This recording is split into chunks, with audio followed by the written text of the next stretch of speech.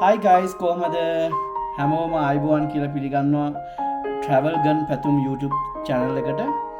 ඕගොල්ලෝ ගොඩක් දෙනෙක් තියෙන ප්‍රශ්නයකට උත්තරයක් දෙන්න තමයි මම අද වීඩියෝ එකක් දාන්න හිතුවේ.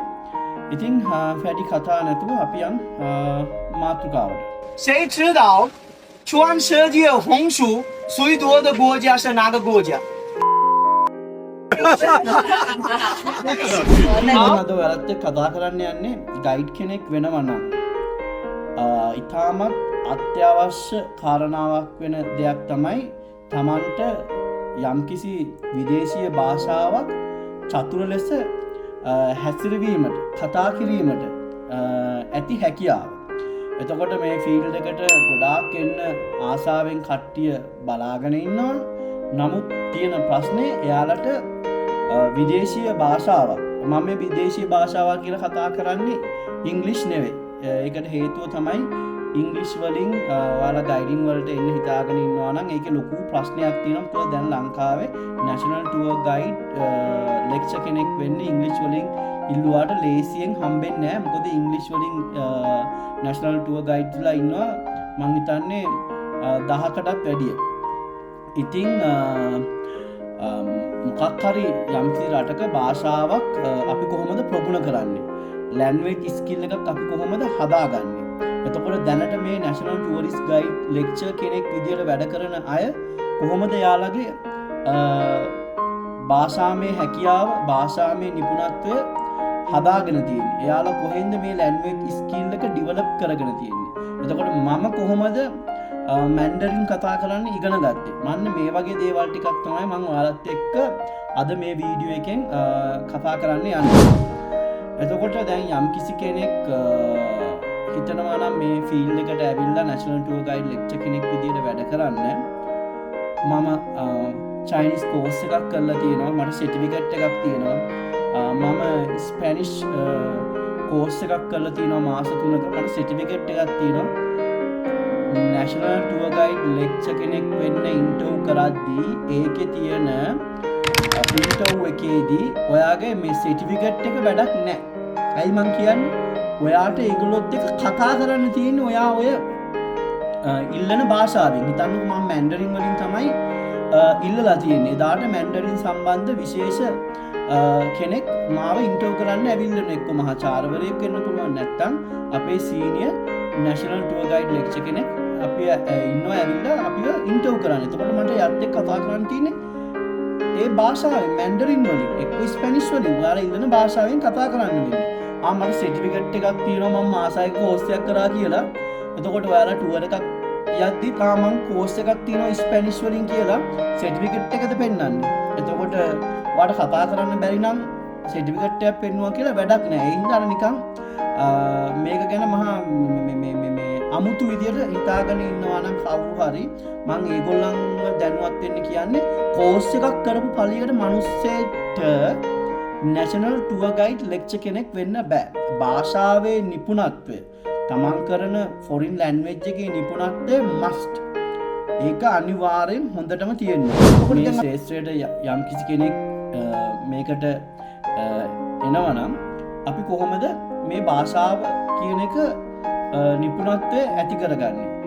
දැන් උදාහරණයක් විදිහට ගත්තොත් එහෙම ලංකාවේ ඉන්නවා ගොඩාක් ළමයි මැන්ඩරින් වලින් කෝස් කරලා චයිනීස් ඉගෙනගෙන මේ ෆීල්ඩ් එකට එන්න බලාගෙන ඉන්නේ. එතකොට ඒ වගේ අයට තියෙන ඔප්ෂන් දෙකක්. එකක් ලංකාවේ ඉඳලා ඉගෙන ගන්න මැන්ඩරින්. එතකොට ලංකාවේ ඉඳලා ඉගෙන ගන්න මාස 2කින් 3කින් මේක ඉගෙන ගන්න බෑ. අවුරුද්දක් 2ක් 3ක් විතර යයි හොඳට චතුර ලෙස කතා කරන්න ඉගෙන ගන්න. මොකද අපි ලංකාවේ හිටියොත් සතියට එකපාරයි පන්ති තියෙන්නේ. සතියට එකපාරයි චයිනීස් වලින් කතා කරන ටීචර් කෙනෙක් හම්බෙන්නේ. එයාත් එක්ක විතරයි මට කතා කරන්න වෙන්නේ. එතකොට මේක ප්‍රායෝගිකව ඔයාට පොඩි ප්‍රශ්නයක් තියෙනවා මම කාත් එක්කද මම ඉගෙන ගන්න දේවල් කතා කරන්නේ. නමුත් ඒ හින්දා තමයි ලංකාවේ ඉඳන් යම්කිසි කෙනෙක් ලැන්ග්වේජ් එකක් හදාරනවා නම් එයාට අවුරුද්දක් දෙකක් වගේ කාලයක් යන්නේ බේසික්ස් ටික හදාගන්න. එතකොට අපි ඊළඟ ඔප්ෂන් එක විදියට පුළුවන් කෙනෙකුට චයිනා වලට ගිහිල්ලා මැන්ඩරින් ඉගෙන ගන්න අවුරුද්දක් දෙකක්. අවුරුද්දක් තමන් දන්න ළමයි ඉන්නවා චයිනා වලට ගිහිල්ලා මම යපු ළමයි චයිනා වලට ඉගෙන ගන්න අවුරුද්දක් මාස 6ක් ඉඳලා එයාලා චයිනීස් ඉගෙනගෙන ලංකාවට ඇවිල්ලා ගයිඩින් කරනවා. මම ඉස්සරහට ඒ වගේ කට්ටියගෙත් මම ඔයාලට දාන්නම් මේකේ වීඩියෝ ෂෙයා කරන්නම්.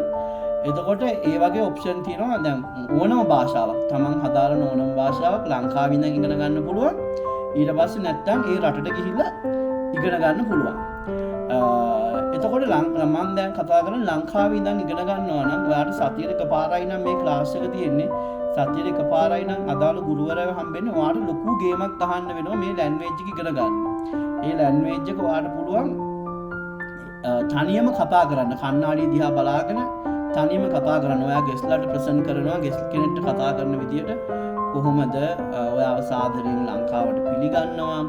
අපි අද යනවා දළදා මාලිගාව බලන්න. දළදා මාලිගාව මෙන්න මේ සියවසේ හදලා මේ වගේ දේවල් ඔයාට පුළුවන් කටපාඩම් කරගන්න. කටපාඩම් කරගෙන කන්නාඩියක් ඉස්සරහට ගිහින් ප්‍රැක්ටිස් කරන්න.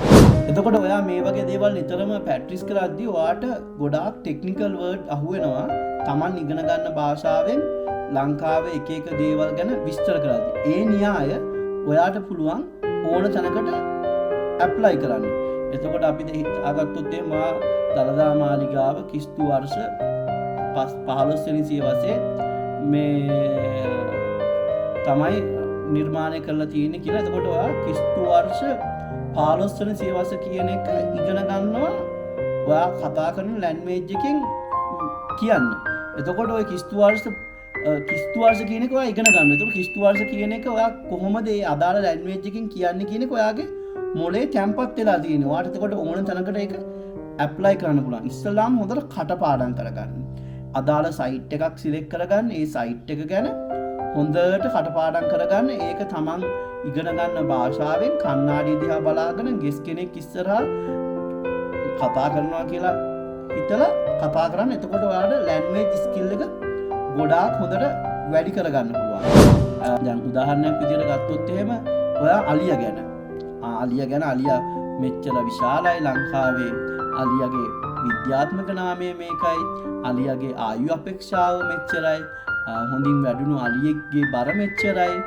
අලියාගේ දිග මෙච්චරයි. අලියාගේ උස මෙච්චරයි. අප්‍රිකානු අලියන්ගෙනුයි ලංකාවේ අලියාගේ අතර තියෙන වෙනස්කම් මොනවද? දැන් ඔයා මේ දේවල් ඔයා කතා කරන ඔයා ඉගෙන ගන්න භාෂාවෙන් ඉගෙන ගන්නවා මේවා කොහොමද කියන්නේ කියලා. ඔයා තනියම ඩික්ෂනරි බලලා ඒ අදාළ ටෙක්නිකල් වර්ඩ් ඉගෙන ගන්නවා. එතකොට ඒක කටපාඩම් කරගන්න. කටපාඩම් කරගෙන ඔයා කන්නාඩිය දිහා බලාගෙන මේ දේවල් කියන්න. ගෙස් කෙනෙක් ඉස්සරහා කියනවා කියලා. එතකොට ඔයාට මේ දේවල් මොලේට මාර විදියට කාවදිනවා. එතකොට ඒ අහුවිච්ච ටෙක්නිකල් වර්ඩ් තියෙනවානේ. ඒ ටෙක්නිකල් වර්ඩ් ඔයාට ඕන තැනකට ඇප්ලයි කරන්න පුළුවන්. ඒක ඉබේම මොලෙන් එනවා. හරි. ඔය ලංකාවේ ඉඳගෙන කෙනෙක් ලැන්ග්වේජ් එකක් ඉගෙන ගන්නවා නම් කරන්න තියෙන හොඳම ක්‍රමයක්. අනිත් ක්‍රමය තමයි ඒ අදාළ ලැන්ග්වේජ් එකට අදාළ වීඩියෝස් බලන්න. ඒ ලැන්ග්වේජ් එකට අදාළ YouTube එකේ තියෙන ඩොකියුමන්ට්ස් බලන්න. ඒ අදාළ ලැන්ග්වේජ් එකට තියෙන මූවිස් බලන්න. ඒ වගේ දේවල් කරන්න පුළුවන් ලංකාවේ ඉඳන් ඉගෙන ගන්නවා නම්. එතකොට යම් කිසි රටකට ගිහිල්ලා ඉගෙන ගන්නවා නම් ඔයාට උදේ පන්ති ගිය වෙලාවෙ ඉඳන් ඉගෙන ගන්න ගියොත් හවස නිදා ගන්න යනකම් රෑ ඔයාට ඇහෙන්නේ ඒ රටේ භාෂාව. එතකොට භාෂාව මේ කනට ඇහිලා පුරුදු වෙලා හරි ඉක්මනට ලැන්ග්වේජ් එක කතා කරන්න ඉගෙන ගන්නවා. ඒකයි ඔය මම කිව්වේ මම චීනට යවපු ළමයි එහෙම මාස 6න් අවුරුද්දෙන් ලැන්ග්වේජ් එක හොඳට ඉගෙනගෙන ඇවිල්ලා දැන් ඒගොල්ලෝ ලංකාවේ වැඩ කරගෙන යනවා. ඒ වගේම තමයි ලංකාවේ වැඩි වශයෙන්ම ගයිඩින් කරන අය 90%ක්ම ලංකාවේ ඉඳලා ලැන්ග්වේජ් එක ප්‍රගුණ කරපු අය නෙවෙයි. එක්කෝ මෙඩිසින් ගියපු අය කොයි හරි රටක මෙඩිසින් වලට ගියපු අය. ගොඩාක්ම රෂියන් කතා කරන අය ස්ටුඩන්ට්ස් වීසා ගිහිල්ලා ස්ටුඩන්ට්ස්ලා විදියට රෂියාව වල ඉගෙන ගත්ත අය. එක්කෝ ජොබ් කරන්න ගියපු අය. හරි. එතකොට ලංකාවේ ඉන්නේ ගොඩාක් ඔය නැෂනල් ටුවර් ගයිඩ් ලෙක්චර්ස්ලා මෙච්චර හොඳට භාෂාව කතා කරන්නේ එයාලට අදාළ භාෂාව කතා කරන්නේ එයාලා එක්කෝ ඒ රටේ ඉගෙන ගන්න ගිහිල්ලා තියෙන අවුරුදු ගාණක් නැත්තම් ඒ රටේ වැඩ කරන්න ගිහිල්ලා තියෙනවා. ඒ හින්දා තමයි යාළගේ ලැන්ග්වේජ් එක ඒ තරම් පර්ෆෙක්ට්. එතකොට මම මේ කියන්නේ යන්නේ නෑ මේ ලංකාවේ ඉඳන් මේ ගේම ගහන්න බෑ කියලා. පුළුවන්. හැබැයි කොල්ලෝ කෙල්ලනේ ඒ වෙනුවෙන් ඔයාලට ලොකු ගේමක් ගහන්න වෙනවා, ලොකු කැපකිරීමක් කරන්න වෙනවා. ඔයාලා කිසි කැපකිරීමක් කරන්නේ නැතුව ලැන්ග්වේජ් එකක් හදාගන්නවා, ලැන්ග්වේජ් ස්කිල් එකක් ඩෙවලොප් කරනවා කියන්නේ හරිම අමාරු දෙයක්. කරන්න හරිම අමාරු දෙයක්. ඒ හින්දා ලංකාවේ ඉඳන් ඉගෙන ගන්නවා නම් යම්කිසි ලැන්ග්වේජ් එකක් ඔයාට ලොකු මහන්සියක්, ලොකු කැපකිරීමක් ඒ වෙනුවෙන් කරන්න වෙනවාමයි. ඉතින් ඒ හින්දා ඔයාලා මේ දේවල් මතක තියාගන්න. ලැන්ග්වේජ් එකක් මම මගේ මතේ ලංකාවේ ඉඳන් ඉගෙන ගන්නවට වඩා යම්කිසි ඒ ලැන්ග්වේජ් එක කතා කරන රටකට ගිහිල්ලා මාස 6ක් ගිහිල්ලා ඉගෙන ගත්තත් ලොකු දෙයක්. මොකද ඔයාට ඒ රටේ සංස්කෘතිය ෆීල් වෙනවා. ඒ රටේ සංස්කෘතිය ගැන ඔයාට ඉගෙන ගන්න පුළුවන් වෙනවා. ඒ රටේ මිනිස්සුන්ගේ සිරිත් විරිත් ගති පැවතුම් ගැනත් ඔයාට ඉබේම ඉගෙන ගන්න පුළුවන්. ඒක ලොකු ඔපචුනිටි එකක් වෙනවා ලංකාවේ නැෂනල් ටුවර් ගයිඩ් කෙනෙක් විදිහට වැඩ කරනවා නම්.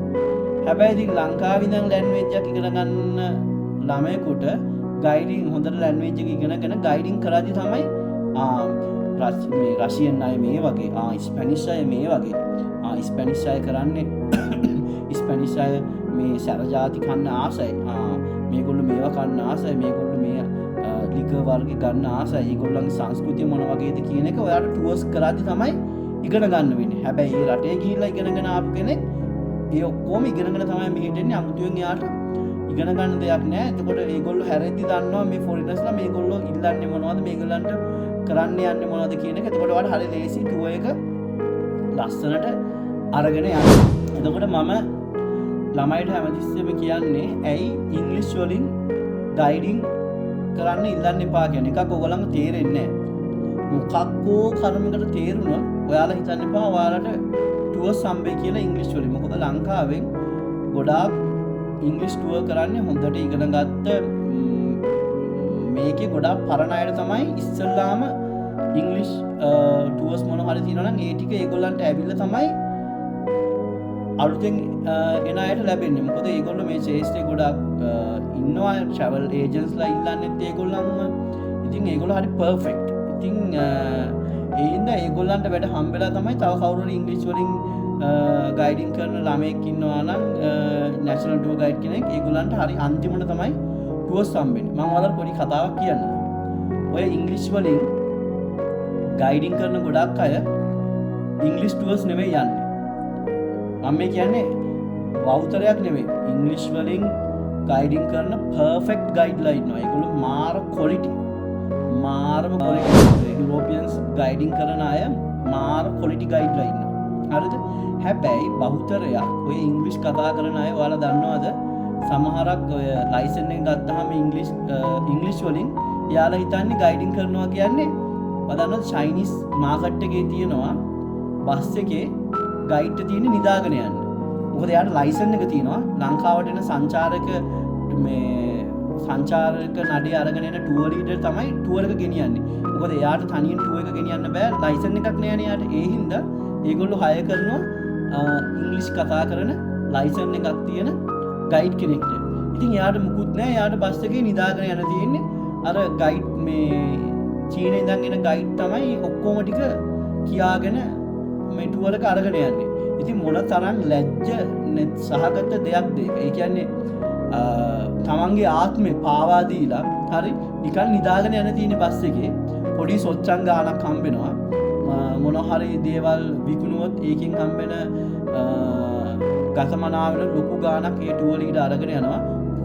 පුංචි මේ ගානකට තමන්ගේ ආත්මේ පාවලා දීලා චීනුන්ගෙන් බැලුම් අහගෙන බස් එකේ නිදාගෙන යන එක තමයි ඔය බහුතරයක් ඉංග්‍රීසි ස්පීකින් ගයිඩ්ලා කරන ජොබ් එක. එතකොට ඒගොල්ලෝ ඉංග්‍රීසි වලින් නැෂනල් ටුවර් ගයිඩ් ලයිසන් එක අරගෙන කරන්නේ චයිනීස් ටුවර්ස් යනවා නිදාගෙන. එතකොට ඔයගොල්ලෝ හිතලා බලන්න මේ ෆීල්ඩ් එකට අලුතෙන් එන්න හිතාගෙන ඉන්න ළමයෙක් නම් තමන් කැමතිද ඒ වගේ ආත්ම ගරුත්වයේ පාවලා දීලා වැඩ කරන්න. එන ටුවර් ලීඩර් ගර්ල් කෙනෙක්ගේ කුඩේ අල්ලගෙන යන්න හෑන්ඩ් බෑග් එක අතේ දාන් අරන් යන මොන තරම් හරි මේ කැත දේවල් ඒවා හරි හිරිකිත දේවල් ගයිඩින් කියන්නේ ඒව නෙමෙයි මාර රෙස්පෙක්ට්ෆුල් ජොබ් එකක්.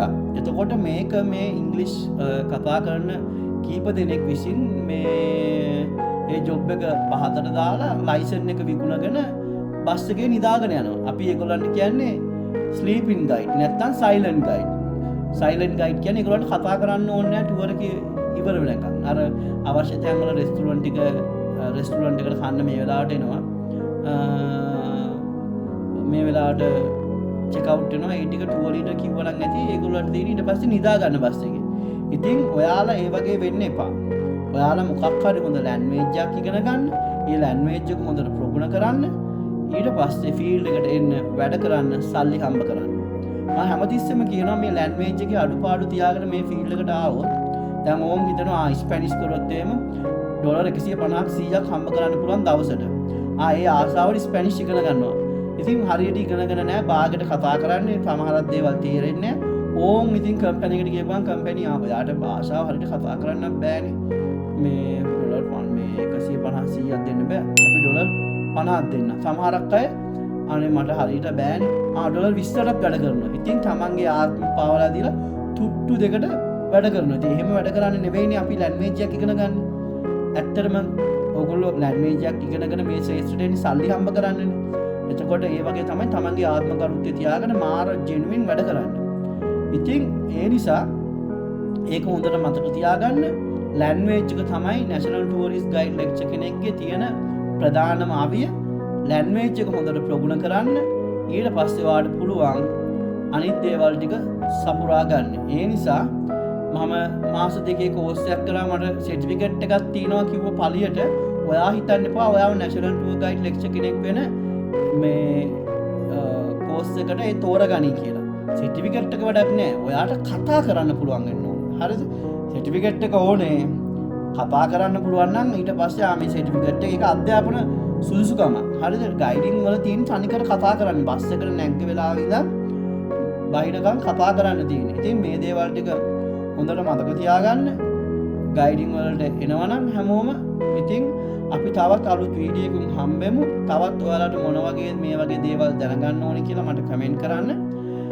අනිත් කාරණේ තමයි ගොඩාක් අය මට කෝල් කරනවා. මමත් ටුවර්ස් වල ඉන්නේ. ඉතින් ඒ ටුවර්ස් වල ඉන්න ගමන් ෆ්‍රී වෙලාවල් වල තමයි ඔයාලට මේ වීඩියෝස් දාන්නේ. පුළුවන් තරම් මේක ෂෙයා කරන්න. තව යාළුවෝ ඉන්නවා නම් එයාලට මේක ෂෙයා කරන්න. ගයිඩින් වලට ඉන්න අය මට ඔයාලා දාන හැම මැසේජ් එකකටම මම පුළුවන් හැම වෙලාවකම ඔයාලට රිප්ලයි දාන්න. එහෙනම් අපි තවත් අලුත් වීඩියෝ එකකින් හම්බෙමු. හැමෝටම ජය වේවා.